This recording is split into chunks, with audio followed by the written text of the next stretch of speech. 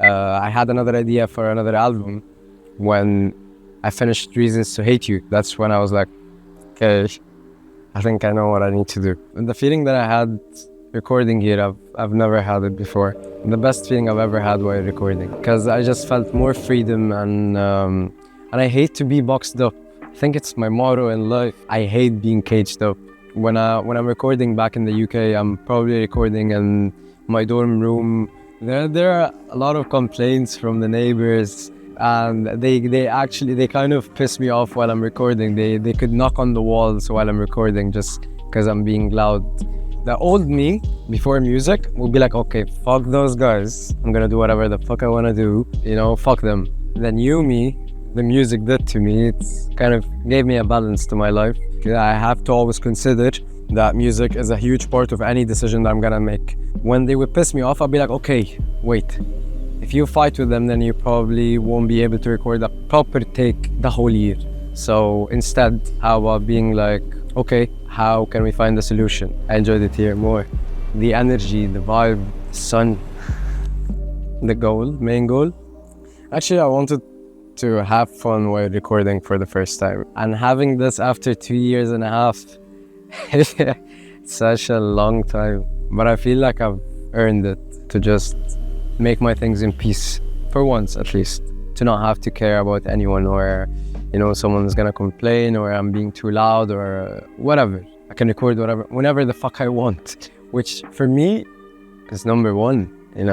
I like to record when I'm feeling things. I don't like recording when I'm forced to feel those feelings.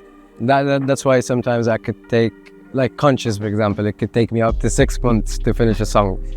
While I wake up, I wash my face, go to the kitchen, make my coffee while listening to music. I just take my coffee, go to the balcony, put on my headphones and dive deep into my thoughts. It's some sort of meditation for me every day. Sit down, listen to music, drink my coffee, smoke a cigarette or two.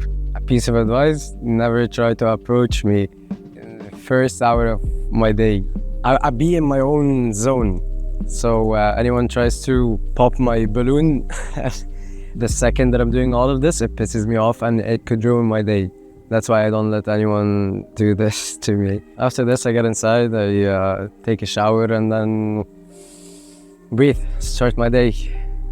After we've arrived here, I've realized, after I've set up everything, the mic and laptop and everything, that I've forgot 2 important cables. Probably the most valued cables out of all of them. I had to just go all the way back and then grab both of them and then come all the way back here again. There was no recording, nothing the first 2 days because of this. So that was one of the things, and probably the first one that started the sequence. I have a very valuable gift that my mom gave me over 8 years ago. It was a necklace that I always had on me. I used to feel that it protects me, it keeps me alive, it keeps me safe and sound. While we were on the beach and I was swimming, it fell down, and it was the first time I lose a gift from my mom. Especially this one was I think probably my most favorite gift that my mom has ever given me, because it's the only gift that I can have it on me at all times. So it has been with me over 8 years. So it pissed me off so much. I kept trying to look at it, but it was nearly 6 p.m. around the sunset. So I couldn't see properly, and I kept searching for it. I couldn't find it. I woke up the next day, tried to find it. The day after, still didn't find it. So it's gone. And I even called her and I was like, Mom, I lost the necklace, that was keeping me safe and blah, blah, blah. And then she was like, stop this nonsense. I'll get you another one and don't worry about it and shit. But for me, it was the most valuable thing I've ever, because of the memory itself. We were together in a new place that we've never been to together. And she bought it for me because she knew that I like those kind of necklaces, and I lost it, and I feel so ashamed of myself. Yes, and yes, I did mention to you, this is a curse. If I lose the necklace, everything is gonna go to shit. Yeah, yeah.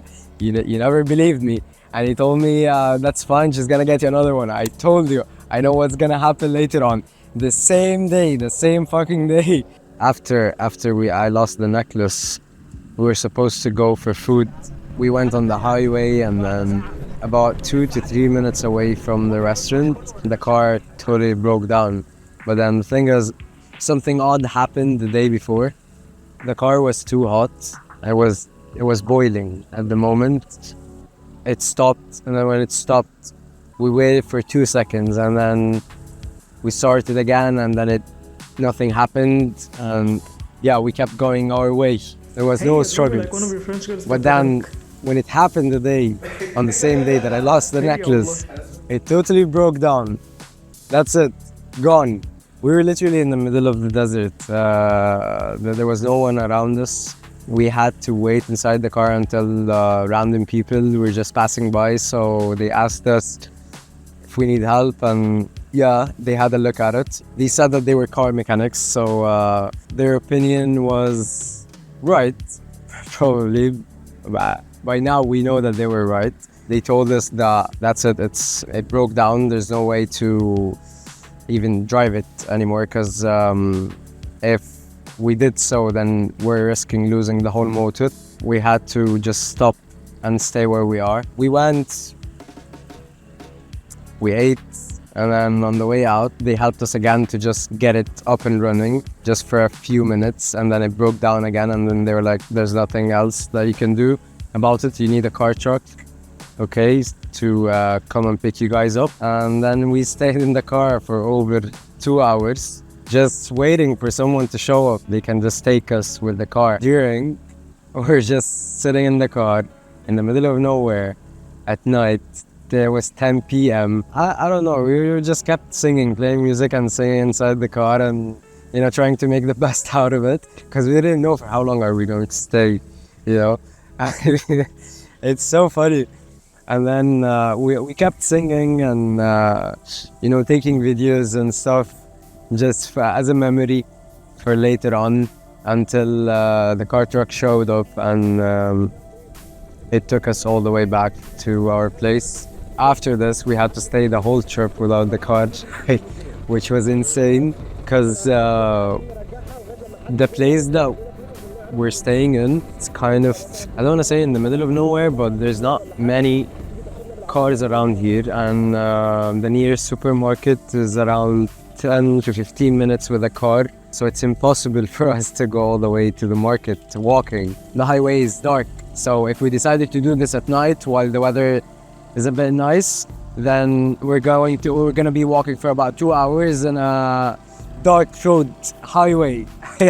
We have a few resorts on our right side, and on the left side it's a desert, nothing. The struggle was how to get food, how to get our cigarettes, how to get even water. It was crazy, but yeah, somehow we managed to pull it off and stay alive.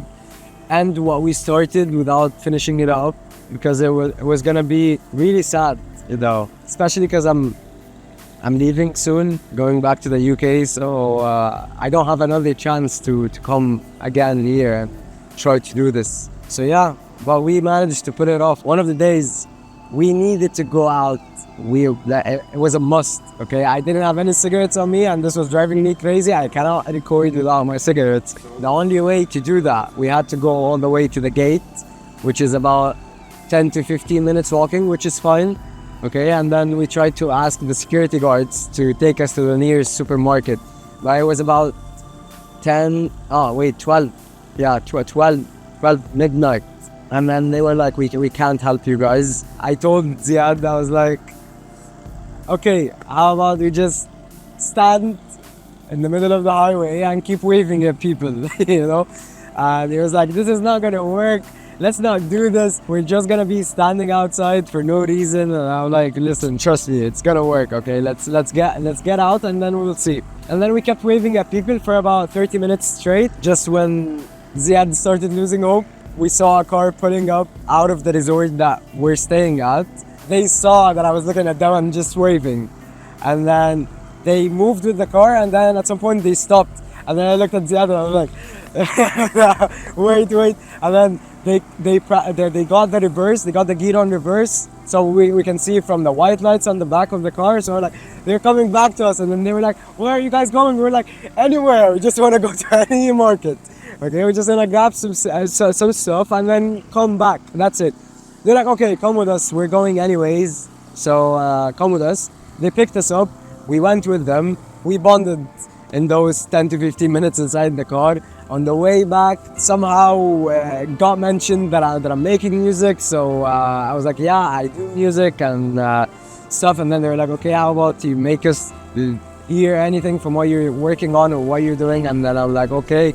So I made them listen to Conscious inside the car, and they were like, whoa, this is so nice, blah, blah, blah. And then they started following me as well. They were so nice. I'm very grateful. If you guys are watching this, I'm so grateful for you, because I needed cigarettes. I needed cigarettes at that specific time to get everything done.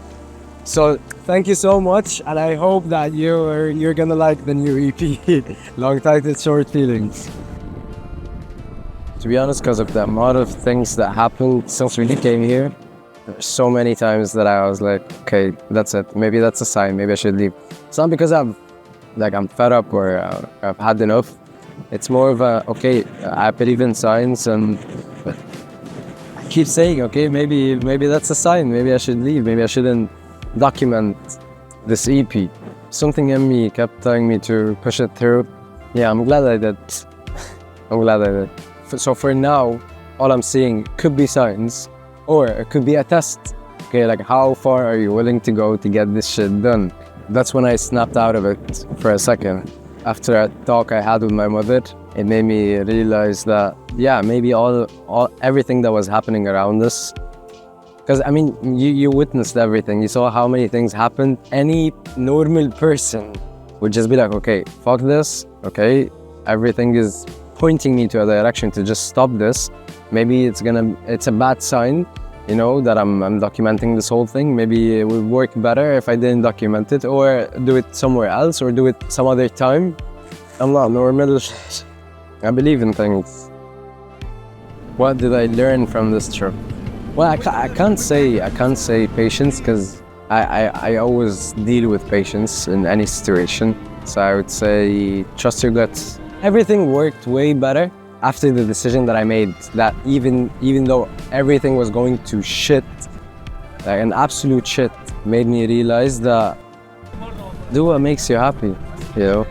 If you're giving two shits about who is gonna listen and who is gonna say what, trust me, they're gonna listen to it. Like the thing that you're spending weeks, days, weeks and months and maybe even years to finish up, people are gonna listen to it in 3 minutes, and they're either gonna give you a thumbs up or thumbs down. And either ways, for you, it's not gonna change anything. Nothing. You've already spent those X number of days. Do what makes you happy. Are you okay with what you've done? Are you happy with what you've done? Do you feel that you've done everything that you can? Was there anything that you could have added up, but you got lazy, or you started losing hope the last minute? That's when you should be concerned. That's where you should be concerned as well. No, yeah, just do what makes you happy. Reasons to hate you. 100%. My own stories, which is why I'm in love with every letter that I've written, every kick that I've added, every instrument that I've played, every loop, everything. I'm too attached to my things. I'm too attached to all of them. Everything, whatever, no matter what it is, I'm too attached to it. It's because I know that whenever I'm working on a specific project, I know what I want out of it. I know exactly what I want to say. It's just a matter of time to just see how am I going to send the message? How am I going to put the message in? How am I going to write it down? You know, how do I want people to perceive it? You know, because when I say I want people to perceive it, I obviously mean the people who think like me, which is a bit odd, I know, but at the same time, the main reason why I made music was to heal myself, you know, and it's been doing so for the past 2 years and a half, and I'm not planning to change my ways of doing music or how I perceive it or why I make it, the reasons to make it as well. My fans, my fans are my friends at the moment. What do I say to my friends and family? Because my family are my fans too. I love every and each one of you, and I appreciate you all for being a part of this and for being in my life. I know I could be hard sometimes, hard to deal with, and it's because the way I perceive everything is different. But I'm sorry for being selfish sometimes. Trust me, when I do this, I'm only doing it because I feel like I need to. It's not because I don't care about you. It's not because you don't matter to me. It's just more of an, I don't know.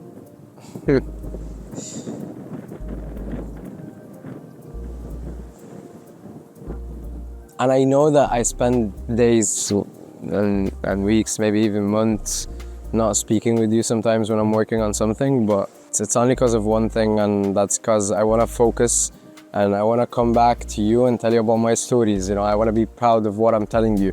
I want to tell every story that I've had on the projects that I've been working on.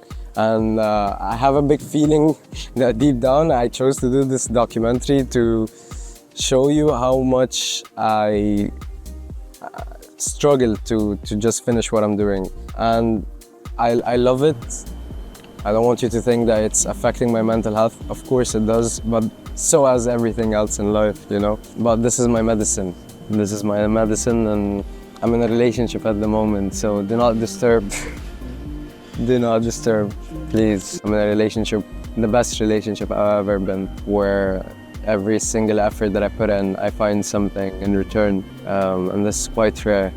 So yeah, I don't want you to be worried about me. I know maybe when you see me sometimes, you see maybe I don't look healthy, I look fucked up, and yeah, but trust me, I'm doing more than okay. Unless I'm not working on music, then you should be worried.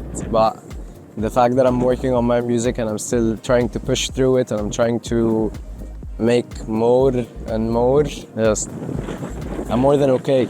I'm more than okay. And I'm grateful. I'm very grateful, because if it wasn't for you, I wouldn't have found myself, you know?